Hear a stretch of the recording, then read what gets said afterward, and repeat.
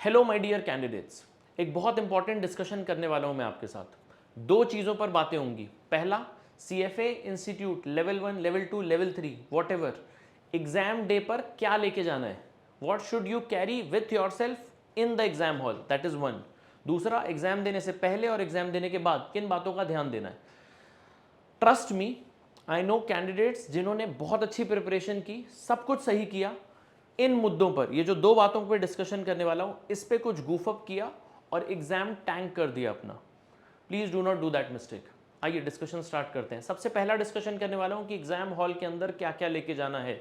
आइए देखते हैं। मोटा मोटा सिर्फ दो चीजें कंपलसरी हैं। पहला, वैलिड पासपोर्ट। दूसरा, TI-BA2+ कैलकुलेटर। ये दो चीजें कंपलसरी हैं। ठीक है जी। मेरे ख्याल से इसके सिवा और कुछ नहीं सोचना चाहिए आपको। सीएफए इंस्टीट्यूट की वेबसाइट में जो पूरी बातें डिटेल पर लिखी है वो डिस्कस कर रहा हूं, सुनना। First, you have to carry a valid international passport. Valid international passport मतलब जिसकी डेट अभी खत्म ना हुई हो। जिस दिन आपका एग्जाम है उस दिन तक के वो पासपोर्ट वैलिड होना चाहिए। अगर पासपोर्ट की एक्सपायरी डेट आपके एग्जाम डेट से पहले की है तो आपके उस पासपोर्ट को वैलिड नहीं करार दिया जाएगा। आपको उस पासपोर्ट के बेसिस पर एग्जाम में नहीं बैठने देंगे।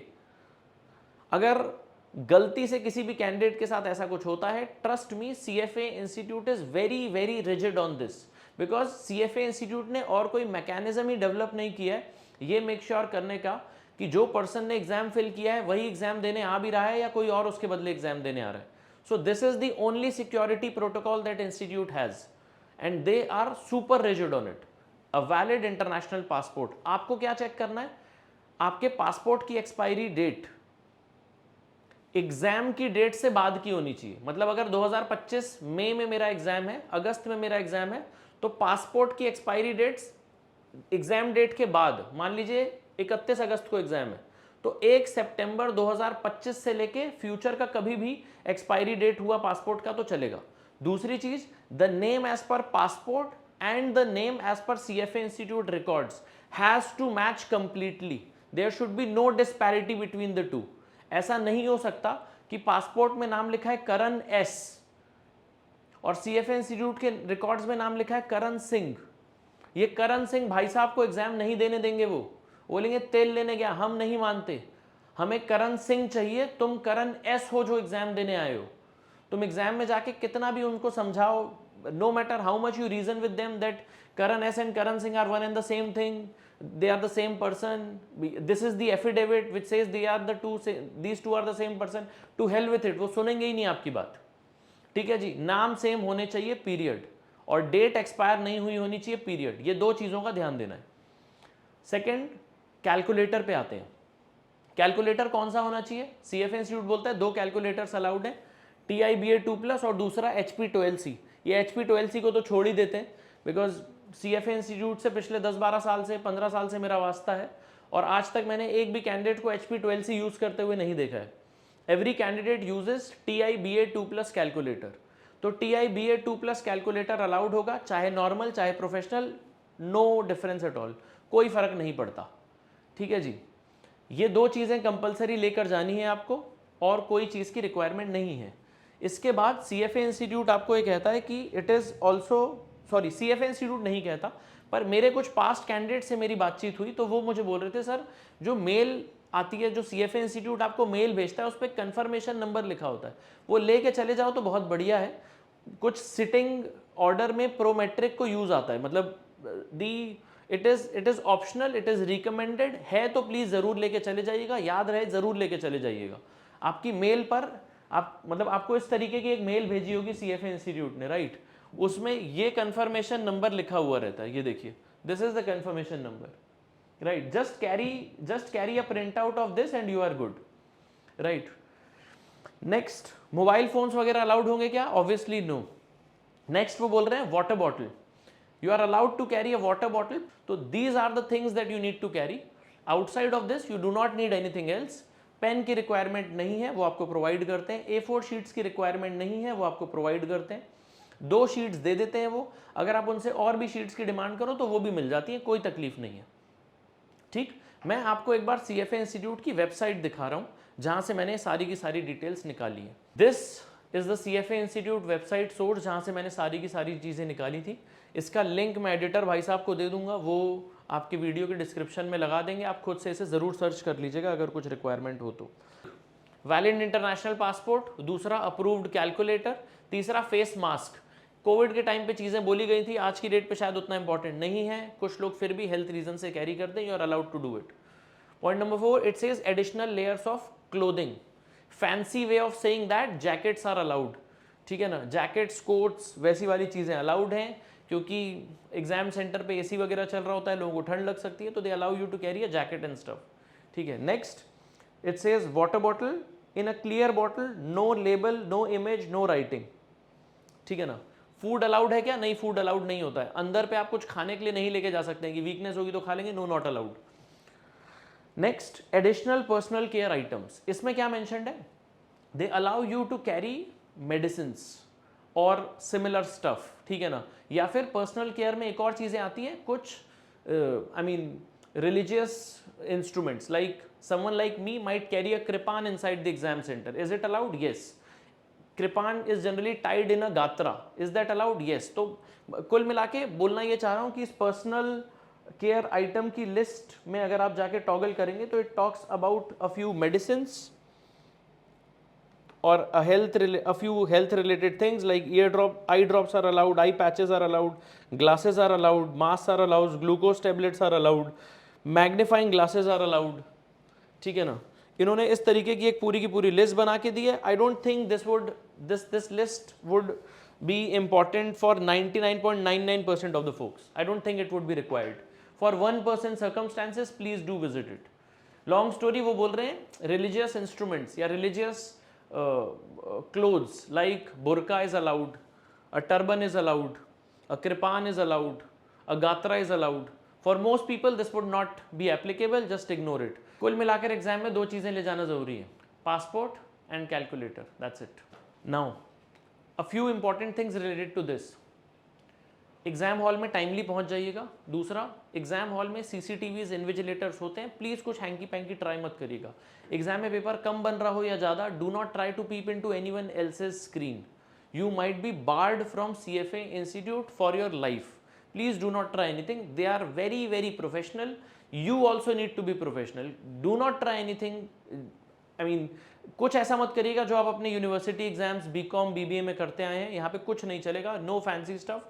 CFA इंस्टीट्यूट ने आपको प्री एग्जाम प्रिपरेशन के बारे में कुछ टिप्स दी हैं। वो चाहते हैं कि आपको उनका सॉफ्टवेयर बहुत अच्छे से समझ आए जिस पर वो एग्जाम ले रहे हैं, ठीक है ना। तो उन्होंने अपनी वेबसाइट पर लिंक दिया है कि आओ इस तरीके से आप एग्जाम के क्वेश्चंस को या इस तरीके से आप एग्जाम के सॉफ्टवेयर्स को एक्सपीरियंस कर सकते हैं, ठीक है। मैं ये लिंक एडिटर साहब को बोल के डिस्क्रिप्शन लिंक में लगवा दूंगा और साथ साथ में मैं अभी आपको दिखा भी रहा हूं। आइए देखते हैं। This was the page I was talking about, it says pre exam day preparation. आइए देखते हैं। It says several months prior to the exam day. बोल रहा है टेस्टिंग पॉलिसीज रिव्यू कर लेना। इसमें यही बात थी कि no hanky panky stuff, do not try to be over smart, do not cheat and all. दूसरा, you should have a valid international passport. तीसरा, इस वजह से आया हूं मैं यहाँ पे वेबसाइट पे, it says familiarize yourself with the exam software features.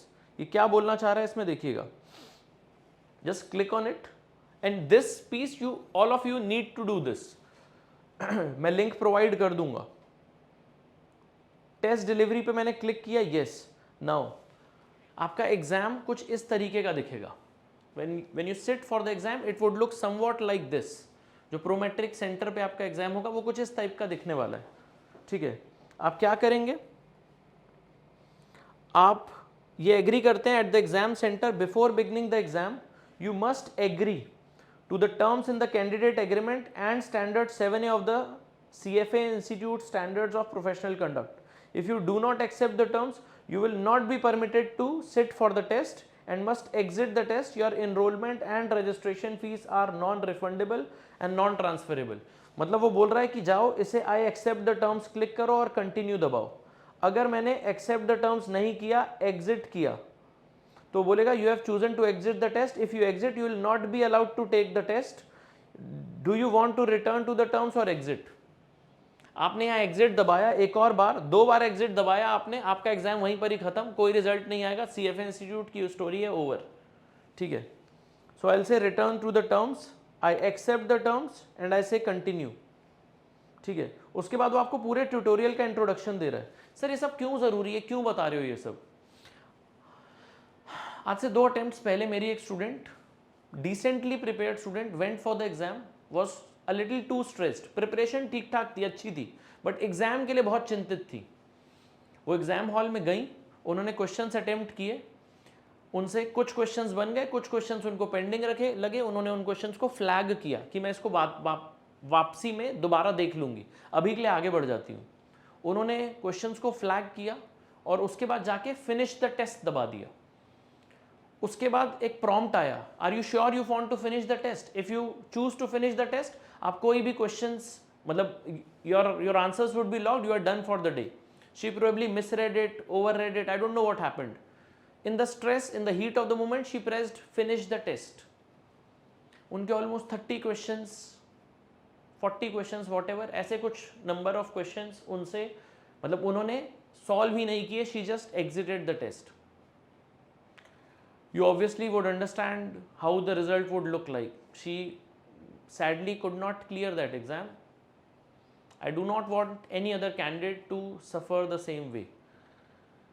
मुझे ऐसा लगता है कि ये, मतलब इस टूल का यूज़ ज़्यादातर कैंडिडेट्स को नहीं आएगा, बिकॉज ऑलमोस्ट हम में से ज़्यादातर लोगों ने CFA इंस्टीट्यूट की वेबसाइट पर मॉक्स दिए ही होंगे. ये सेम ही टूल है. बट अगर बाय चांस ऐसा कोई कैंडिडेट है जो वहाँ जाके मॉक नहीं लिख पाया, तो एटलीस्ट इस टूल से फेमिलियराइज हो जाइए, अवगत हो जाइए, सो दैट एग्जाम हॉल में कुछ ब्लूपर्स ना हो, कुछ गलती ना हो, ऐसा कुछ ना हो कि ज़बरदस्ती आपका रिजल्ट ट्रैजिक हो जाए. ठीक है. You read all of this. ठीक है. They are telling you how to go about the things. ठीक है जी. It says the following screen provides a tutorial of the exam center. This will help you become familiar with the software features and is not intended to be a mock exam. The same tutorial will be available to you on the exam day. Before attempting the questions, take a few minutes to review the tutorial. इसने बहुत बार बोला कि भाई tutorial अच्छे से पढ़ लीजिए, exam में देने में हेल्प होगी आपकी. Next, it says after completing and reviewing the sample exam questions, click finish section in the top right corner. Once clicked, a pop-up window will appear confirming that you want to finish the section. Click yes to submit your answers or no to return to the test. Please note that once you finish the section, you may not return to the sample exam questions. Exam में भी यही होगा, आपने finish दबाया, दूसरी बार उसे confirm किया, आप टेस्ट पे वापस नहीं जा पाएंगे. You will not earn or lose points for an unanswered question or the incorrect attempts or an incorrect answer. To change the color scheme at any point of time, click the gear icon. To view the information again at any point of time, click the information icon. ठीक है. इसने अभी मुझे बोला next दबाने के लिए, यहाँ पर I pressed next. यहाँ पे देखना नेक्स्ट क्वेश्चंस आना चालू हो गए. Click the next button to continue. I pressed next using the mouse. ठीक है ना, वो माउस यूज करना सिखा रहे हैं. I think pretty straight forward. I just click next. Navigating through the exam, ये पूरे के पूरे आपको डिटेल्स इंफॉर्मेशन देते जा रहा है. ठीक है ना. You can flag it. Question के 4 स्टेटस होंगे, current, attempted, unattempted and flagged. ठीक है. करेंट मतलब जो पढ़ रहे हो वो वाला, अटेम्प्टेड मतलब जो सॉल्व कर चुके हो, आंसर मार्क कर चुके हो, अनअटेम्प्टेड मतलब जो आपसे नहीं बना, और फ्लैग क्वेश्चंस मतलब कि अभी के लिए आपने मार्क करके रख दिया कि यार बाद में आके देखूंगा. This is how a flagged question would look like. ठीक है ना. ये जैसा 20 दिख रहा है, ये ऐसा दिखेगा एक flagged question. Right. You will click on next. इस तरीके से आपको टाइम रन हो रही होगी क्लॉक में, मतलब इस तरीके से क्लॉक बनी आ रही होगी ऑन द टॉप. इस पे ध्यान देना होगा आपको. ठीक है. रिवर्स उसमें मूव कर रही है, ये 0 हो जाएगी ultimately. You click next. Flag इस तरीके का दिखेगा और इस तरीके से MCQ क्वेश्चंस आना चालू हो जाएंगे. मैंने रैंडमली कुछ भी क्लिक कर दिया है ना, and then I press next. ठीक है जी. This is how. ओके, ये एस्से टाइप क्वेश्चन की बात कर रहा है. Essay type questions is not in level 1 syllabus, ये सिर्फ लेवल 3 के लिए रिलेवेंट होगा, ये एस्से टाइप क्वेश्चंस वाला पार्ट. ये है विनेट्स, ये लेवल 2 के लिए रिलेवेंट होंगे, आप इग्नोर कर दीजिए लेवल 1 के students. I just press next next next, ठीक है। आई स्टार्ट द टेस्ट, इन्होंने क्वेश्चंस दिए एंड लेट्स से मैं लास्ट वाले क्वेश्चन पे आके okay, let's say I pressed finish test, it is asking me do you want to finish the test, I pressed yes, it is again asking me if you select finish your answers will be submitted and you will not be able to return to the exam, you click finish and that's it। ठीक है जी, इस तरीके से दिखने वाला है आपका पूरा का पूरा सेटअप। मैं लिंक दूंगा, जरूर इस पे आधा घंटा लगा के जाइएगा, एग्जाम में प्लीज कोई कांड मत करके आइएगा। ठीक है जी, this was one, this is something that you need to take care of before the exam date. एक मिनट और रुकिए, आफ्टर द एग्जाम की भी बात करने वाला हूं, रुकिएगा। Okay, coming back to this page, it says several months prior to the exam day. मैंने फर्स्ट वाला बात कर लिया था, सेकंड कर लिया था, थर्ड कर लिया था, फोर्थ वाला is not important, just ignore it. Familiarize yourself with important information on the CFA exam page। ये जो फोर्थ इंफॉर्मेशन है, this is not important, you can ignore this one. ठीक है जी, आगे चलते हैं। It says follow CFA program, ignore all of this and then it talks about practical skills module. ठीक है जी, प्रैक्टिकल स्किल्स मॉड्यूल क्या किया हुआ है CFA इंस्टीट्यूट ने? CFA इंस्टीट्यूट कहता है आपको कि एग्जाम तो दे ही रहे हो, बहुत अच्छी बात है, इसके बाहर हम आपको पाइथन, फाइनेंशियल मॉडलिंग, कुछ प्रैक्टिकल स्किल्स सिखाना चाहते हैं। आप लोग जाके यूडेमी पे कोर्सेज करते थे, कुछ पैसे देते थे कुछ सर्टिफिकेट्स लेने के लिए, please do not do all of that. हम आपके लिए खुद बहुत बढ़िया से स्किल सेट्स वाली वीडियोस लेके आए हैं, प्लीज उसे देख लीजिए, उन वीडियोस को कंप्लीट कर लीजिए, उनके जो टेस्ट हैं उनको अपीयर कर लीजिए। CFA इंस्टीट्यूट कह रहा है do this before the exam day, but listen to me, you need to do this after you have given your exam। once you give your exams and till the time your results are out, generally result 1.5-2 महीने के अंदर अंदर आ जाते हैं, 1.5 महीना मान के चलिए। तो जिस दिन आपने एग्जाम दिया उसके 1.5 महीने बाद रिजल्ट आने वाला है। इस 1.5 महीने के टाइम गैप में आप ये प्रैक्टिकल स्किल्स मॉड्यूल अपनी CFA के पोर्टल पर जाके कंप्लीट कर लीजिएगा। अगर आपने कंप्लीट नहीं किया तो आपका रिजल्ट विथहेल्ड कर दिया जाएगा, आपका रिजल्ट रोक लिया जाएगा। आपको CFA इंस्टीट्यूट आपका रिजल्ट नहीं देगा, आपकी सारी की सारी मेहनत जाएगी पानी में। ठीक है जी, so this is the last thing that I wanted to talk to you about, nothing else at my end on this. Let's take a close.